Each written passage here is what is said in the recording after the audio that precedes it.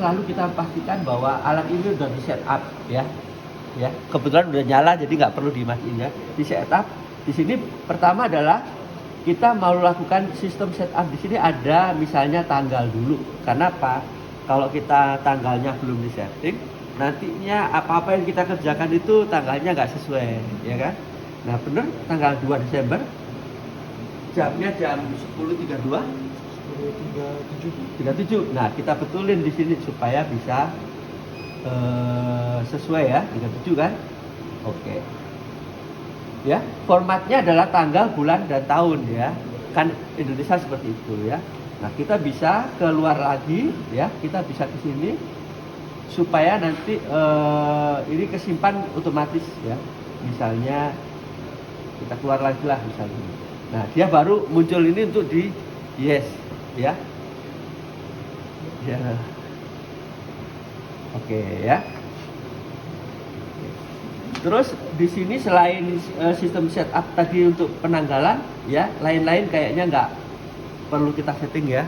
Yang lain-lain ini misalnya barcode apa-apa nanti kalau misalnya koneksi pakai sambal barcode baru di setting ya. Print setup kita printnya pakai di sini kan, jadi nggak perlu pakai di sini settingnya ya, langsung aja dari situ ya. Oke, di sini cuma itu aja. Terus di sini ada parameter setup. Ya. Parameter setup ini atau parameter unit ini karena unit ini banyak ininya dan kita harus sesuaikan. Contohnya adalah misalnya kayak melihatnya misalnya hemoglobin ini kan gram per desiliter. Tapi ada juga di Eropa itu gram per liter. Jadi kalau di sini saya mau turunin dulu. Contohnya di sini hemoglobin HGB nih. Udah gram per desiliter ya, berarti ya. Oke.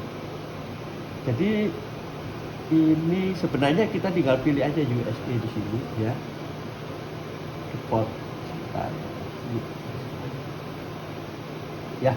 Nah, USA ini dia udah gram per desiliter ya. Jadi nggak usah milih-milih, udah pilih aja Amerika gitu ya. Jadi dia udah sesuai ya. USD. Kalau udah ini, udah cuma itu aja, baru ke parameter yang lain, misalnya HCT persen PDW, coba PDW. Nah, udah, default aja ya. Terus ada lagi satuan lain, oke, semuanya udah persen ya. Berarti kalau unit udah disetting, ya, reference range ini perlu disetting, nanti dipastikan bahwa ini menyesuaikan dengan kondisi nilai normal yang dipakai di Indonesia biasanya kan. Kenapa?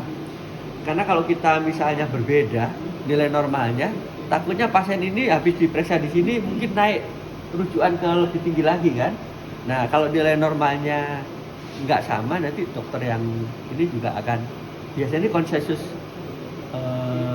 dari dokter-dokter patologi klinik kan, nilai normalnya seberapa, nanti disesuaikan di situ ya. Oke, cara ngisinya kalau nilai normal kita bisa mau dewasa atau mau general. Nah, ini bisa di sini kita bisa masukkan.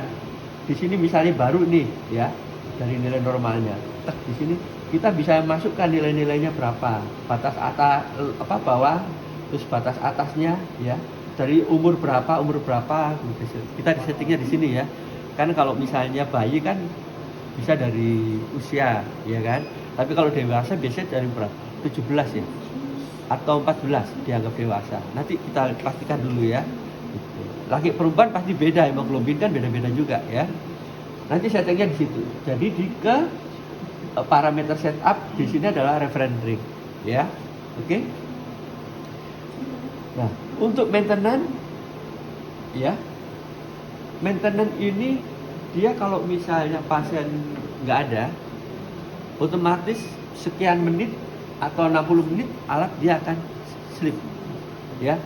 Tujuannya supaya alat itu lebih awet ya. Tapi begitu kita mau aktifin, dia akan minta prem ya, priming ya, minta priming.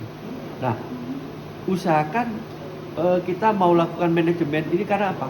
Dari sleep, ke running, sleep running itu kalau modelnya seperti itu akan boros reagen itu pemakainya di framing.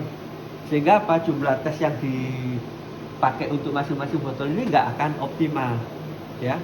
Nah, di hematologi ini kan ada sampel itu mempunyai batasan berapa jam harus diperiksa. Pemeriksaan hematologi 2 jam ya, 2 jam kan. Nah, misalnya kalau kita mau optimal, habis disampling kita timing nih, sebelum 2 jam alarm dikerjain, sambil nunggu siapa tahu ada susulan. Tapi kalau misalnya ada sampel kerja, terus sleep lagi, ada sampel kerja, dia nggak akan optimal pemakaian reagen. Nah, nanti dibuat kesepakatan supaya apa reagennya itu bisa optimal jumlah per tes per kitnya. Ya, kan maksimal harus 2 jam nih. Oke, misalnya 145 sampel habis disampling harus dikerjakan.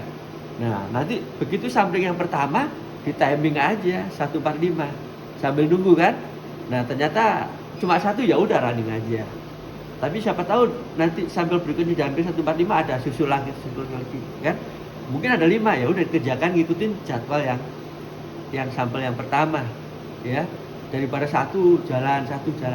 Di sini kecuali sampel-sampel yang memang emergency ya, datang ditunggu hasilnya. Nah itu nggak bisa ya. Tapi kalau sampel misalnya pasien-pasien rawat jalan atau apa kan bisa.